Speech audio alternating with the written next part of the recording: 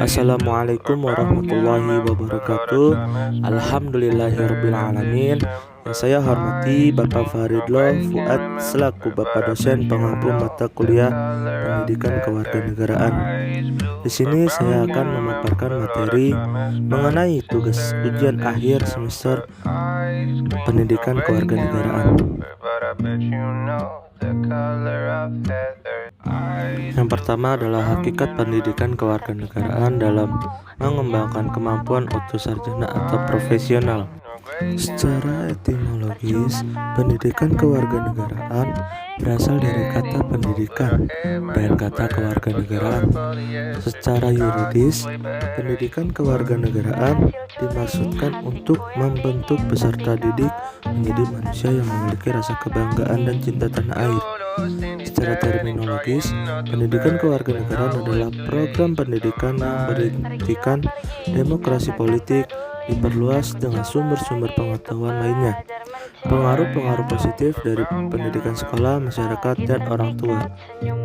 Selanjutnya adalah esensi dan urgensi identitas nasional sebagai salah satu determinan pembangunan bangsa dan karakter. Di Indonesia ada banyak sekali suku, bangsa, atau kelompok etnis yang tidak kurang 300 dialek bahasa. Dari keberagaman itulah disatukan dengan yang namanya Pancasila sebagai dasar negara, yakni sumber dari segala sumber hukum. Dalam Undang-Undang Dasar 1945 menyatakan bahwa bangsa Indonesia berjuang dan mengembangkan dirinya sebagai bangsa yang merdeka, berdaulat, bersatu, maju, makmur, serta adil dan berkesejahteraan.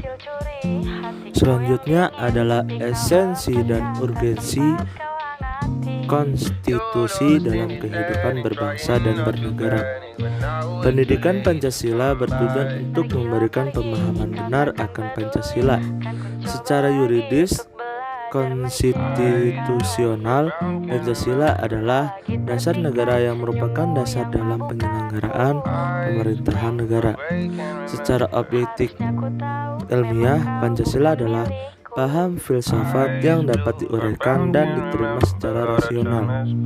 Selanjutnya adalah sumber historis, sosiologis, dan politik tentang konstitusi dalam kehidupan berbangsa dan bernegara. Konstitusi negara manapun di dunia tidak terlepas dari sejarah terbentuknya negara tersebut. Historis dalam Kamus Besar Bahasa Indonesia atau KBBI adalah berkenaan dengan sejarah, pertalian, atau ada hubungannya dengan masa lampau. Selanjutnya adalah konsep dan urgensi harmoni kewajiban dan hak negara dan warga negara. Hak dan kewajiban merupakan sesuatu yang tidak dapat dipisahkan.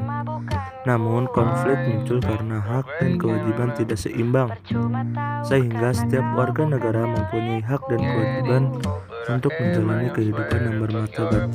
Namun tidak banyak warga negara yang merasa tidak nyaman dalam hidupnya.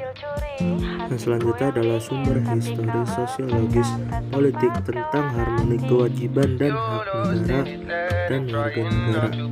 Hak adalah kuasa untuk menerima atau melakukan sesuatu yang semestinya diterima atau dilakukan melalui oleh pihak tertentu dan tidak dapat oleh pihak lain manapun, juga yang pada prinsipnya dapat dituntut secara paksa olehnya. Selanjutnya adalah pendidikan kewarganegaraan demokrasi Pancasila. Istilah demokrasi berasal dari bahasa Yunani yang terdiri dari kata demos artinya rakyat dan kratein artinya pemerintah atau kekuasaan. Kalimat pengertian tersebut memang sederhana, tetapi bagaimana praktik atau pelaksanaannya ternyata tidak semudah seperti apa yang tersurat dalam pengambilan itu. Tapi kau hempaskan, tak sempat kau hangati. You're lost in this land and trying not to panic, but now it's too late to come back. Selanjutnya adalah implementasi demokrasi dari beberapa negara di dunia. Implementasi berkaitan dengan semua tindakan yang dikerjakan untuk melaksanakan program yang telah direncanakan sebelumnya. Demokrasi adalah panduan atau prosedur kelembagaan guna mencapai keputusan. Dapat ditarik kesimpulan bahwa implementasi demokrasi adalah upaya pelaksanaan guna mencapai cita-cita atau tujuan suatu bangsa. Selanjutnya adalah konsep dan urgensi penegakan hukum yang berkeadilan. Arti luas dalam hal ini ialah penegakan hukum itu sendiri mencakup nilai-nilai keadilan yang normal yang terkandung di dalamnya, bunyi aturan formal maupun nilai-nilai keadilan yang hidup dalam masyarakat. Selanjutnya adalah konsep dan urgensi wawasan Nusantara. Konsep dan urgensi wawasan Nusantara ialah cara pandang dan sikap bangsa Indonesia mengenai diri dan lingkungannya, sehingga penting untuk diterapkan dalam kehidupan sehari-hari agar terwujudnya persatuan dan kesatuan bangsa serta kesatuan wilayah dalam penyelenggaraan kehidupan bermasyarakat, berbangsa, dan bernegara.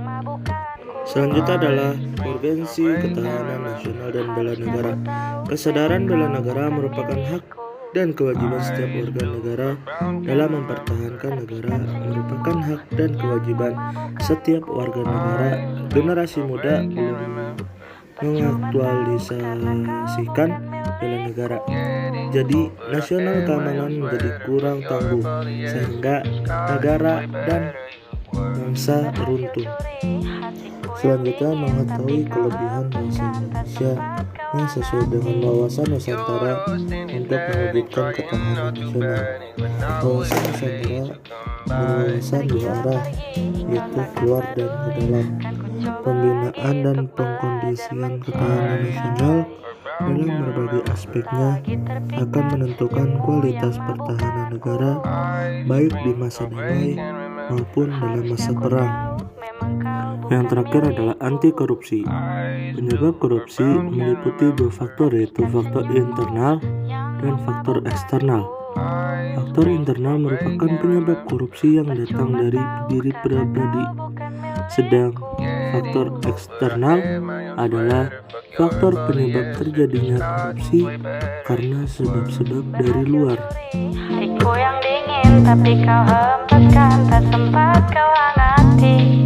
You're lost in this land and trying not to panic, but now it's too late to come back. Pergilah pergi, kau takkan peduli, kan ku coba lagi untuk belajar mencintai. Eyes look around, can't remember. Tak lagi terpikat, senyum